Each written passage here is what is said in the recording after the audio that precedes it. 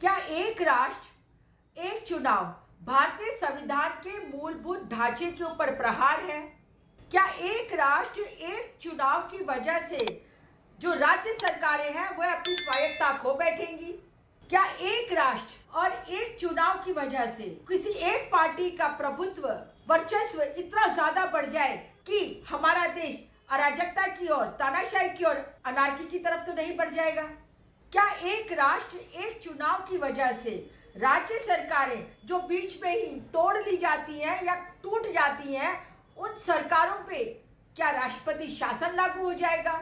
क्या एक राष्ट्र एक चुनाव कराने के लिए चुनाव आयोग के पास पर्याप्त साधन संसाधन है?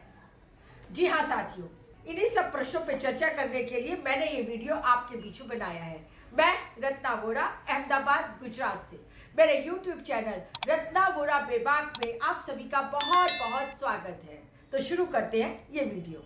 साथियों, पूर्व राष्ट्रपति रामनाथ कोविंद की अध्यक्षता में एक कमेटी बनती है और ये कमेटी 18,626 पन्नों में अपनी एक रिपोर्ट 14 मार्च 2024 के दिन तत्कालीन हमारे जो राष्ट्रपति हैं द्रौपदी मुर्मू जी को कमेटी अपनी रिपोर्ट पेश करती है और 18 सितंबर 2024 के दिन केंद्रीय मंत्रिमंडल इस पर अपनी मंजूरी दे देते हैं।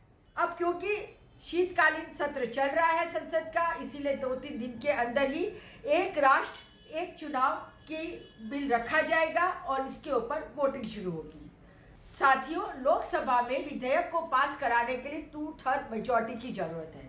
अब भारतीय जनता पार्टी और उसके तमाम अलायंस को मिला लीजिए, मतलब कि एनडीए को मिला लीजिए, तो उनके पास सिर्फ 292 ही लोकसभा में सांसद हैं, जबकि 364 मतलब 364 सांसदों की जरूरत है, तब जाके ये विधेयक पास होगा। अब ऐसी स्थिति में इस विधेयक को क्यों लाया गया, ये कुछ समझ से परे है, क्योंकि नरेंद्र मोदी जी के दिमाग में कुछ भी शगुफे आते हैं, कुछ भी जुमले आ जाते हैं और वो देश को सोचने विचारने के लिए ऐसे जुमले और ऐसे शगुफे छोड़ देते हैं। तुम इस पे चर्चाएं करते रहो, बाकी चाहे बेरोजगारी का मसला हो, महंगाई का मसला हो, 81 करोड़ लोगों को भीख देकर अनाज देने का मसला, उस पर कोई चर्चा ना करे, पूरा का पूरा देश एक राष्ट्र एक इलेक्शन की चर्चा पे लग जाए। ऐसी चर्चाएं कराने के लिए ही इस तरह के शगुफे प्रधानमंत्री नरेंद्र मोदी छोड़ते रहते हैं। ये उनकी आदत है। पिछले 10 साल से हम देख रहे हैं, 2014 से आज तक उन्होंने सिर्फ शगुफे ही छोड़े हैं। यदि उनके मंशा साफ होती तो सबसे पहली बात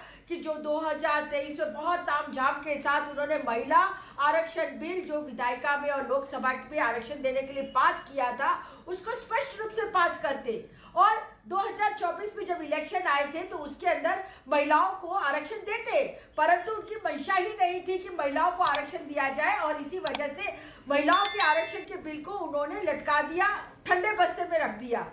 इसी तरह वन नेशन वन इलेक्शन की बात कर रहे हैं, जिसका कोई सर पैर का ठिकाना ही नहीं है। आपके पास सबसे पहले जो संख्या बल चाहिए वो संख्या बल ही नहीं है और ऐसे वाहियात बिल लाके रख देते हैं।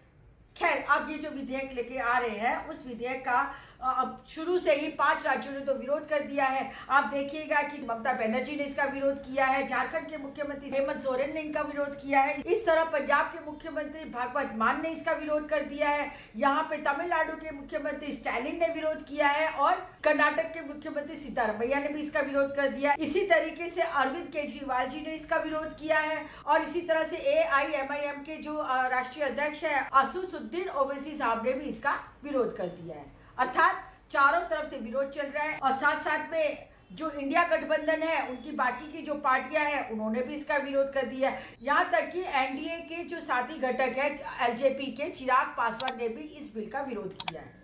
अब यदि ये विधेयक पास होता है तो यहाँ पर हमारे देश में इसका क्या नुकसान होगा, उसके बारे में चर्चा करते हैं। मानो कि अगर ये विधेयक पास होता है तो सबसे पहले तो ये भारतीय संविधान के मूलभूत ढांचे के खिलाफ है, क्योंकि भारतीय संविधान ने राज्यों को अलग अपनी स्वायत्ता दे रखी है और केंद्र सरकार की अलग स्वायत्ता है।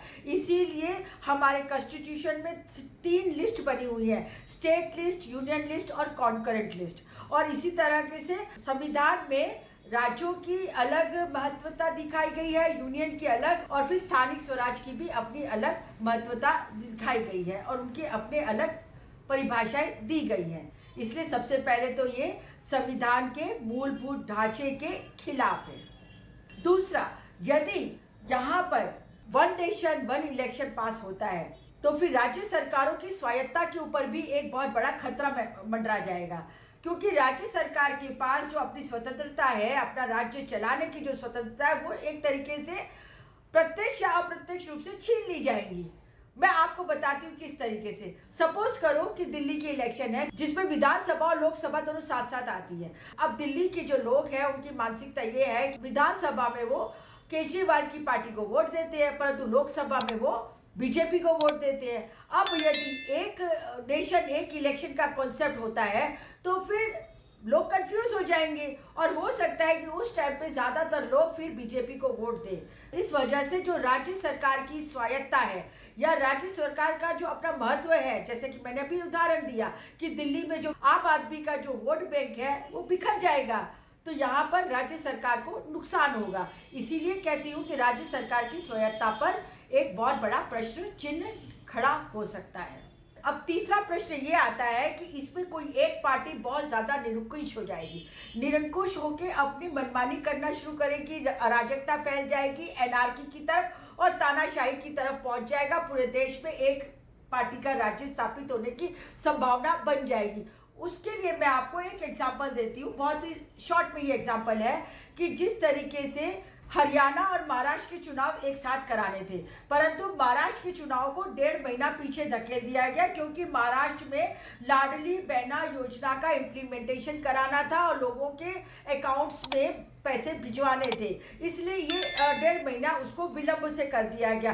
तो यहाँ पर एक पार्टी ने अपनी स्वायत्ता, अपनी निरंकुशता को और अपनी अराजकता को स्थापित करने के लिए अपनी मनमर्जी से चुनाव को आगे ढकेल दिया और यही उदाहरण दूसरे राज्यों के साथ भी लागू हो सकता है। अब एक बहुत ही महत्वपूर्ण बात है जो हमने देखा है भूतकाल के अंदर, पिछले 10 सालों में जब से मोदी सरकार आई है तब से सरकारें, राज्य सरकारें तोड़ ली जाती है, हॉर्स ट्रेडिंग होती है और उनके जो नेताओं को इधर से उधर पक्ष पलटा करवा दिया जाता है और जो प्रजा के द्वारा चुनी हुई सरकार को लूट के तोड़ के यह लोग अपनी खुद की सरकार बना लेते हैं।